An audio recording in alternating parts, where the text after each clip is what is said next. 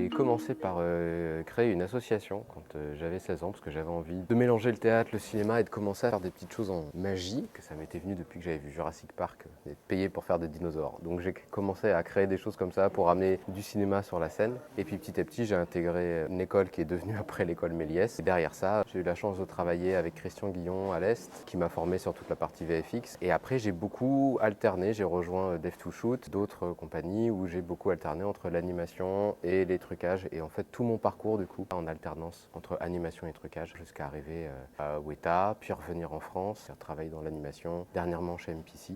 Et là, j'écris un film, moi, donc je suis repassé encore dans une autre case actuellement.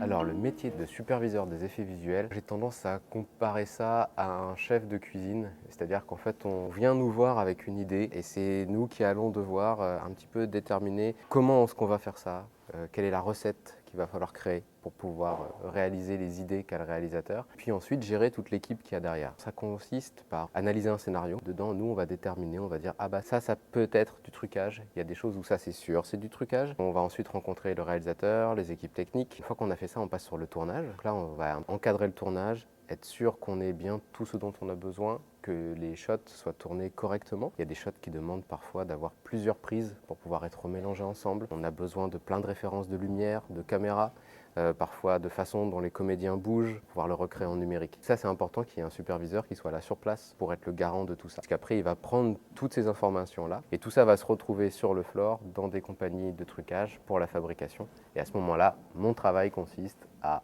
engager les gens, sélectionner une équipe et ensuite encadrer cette équipe. Et ensemble, on va du coup déterminer comment on le fabrique et surtout regarder les plans. Et un petit peu comme on goûte et on ajuste, et ben c'est exactement ce qu'on va faire là jusqu'à ce que le client valide le plan tel qu'il l'avait en tête.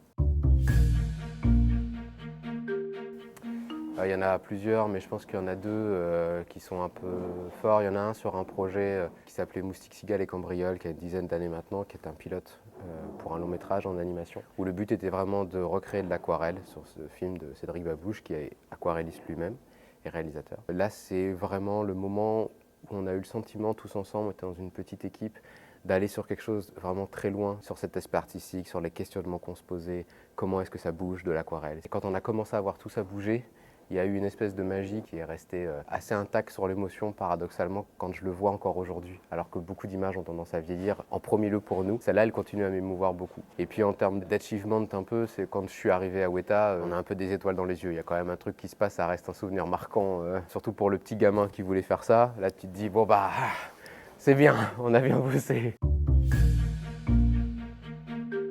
Avant tout de rester curieux et ouvert à tout. Ça peut être un peu lambda comme ça, mais je pense que notre métier, c'est un métier d'illusion.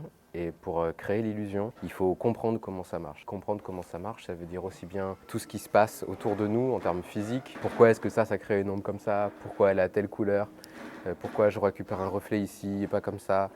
Pourquoi un animal bouge de cette façon? Est-ce que c'est lié à sa mécanique interne? Est-ce que c'est lié à son comportement par rapport à son stress, à son émotion? Plein de choses en fait, et c'est ce qui me passionne aussi dans ce métier, c'est que c'est pas que un métier artistique ou technique, c'est que c'est un métier qui oblige à rester en veille sur beaucoup de choses vraiment pluridisciplinaires. Et en plus, en fonction du film sur lequel on va travailler, on peut être aussi amené à avoir besoin d'autres notions par rapport à l'histoire qu'on va raconter. Rester curieux de tout et bien voir que la place de l'histoire du cinéma et de l'histoire des trucages, elle a une place primordiale parce que c'est ce qui va nous permettre de mieux raconter ce qu'on va faire plus tard en s'appuyant sur ce qui a été fait avant et de ne pas réinventer la roue en permanence. Et je pense encore plus à l'heure de l'IA où l'humain va avoir besoin de se raccrocher à des choses qu'un autre humain a fait à un moment donné et être impressionné par quelque chose. Et donc comprendre comment c'est possible de le faire, ce sera peut-être à un moment donné plus important, plus impressionnant qu'une requête. Alors, mon film préféré, en fait, je pense que je vais faire mes films préférés. En live, il y a Jurassic Park qui est mon premier émoi, mon premier truc où je me dis attends, il y a des gens qui sont payés pour faire ce métier, c'est fantastique. Le fait que le rêve, il est possible, mais mon film préféré cinématographiquement, c'est The Fountain de Darren Aronofsky. J'adore ce film. Voilà, je pense qu'il y a il y a tout dans ce film. Et en animation, j'ai une tendresse particulière pour Kiki la petite sorcière et Ghost in the Shell dans des champs complètement opposés, mais on n'a pas fait mieux depuis. J'aurais aimé faire ces films-là. Je suis très frustré que ce ne soit pas le cas.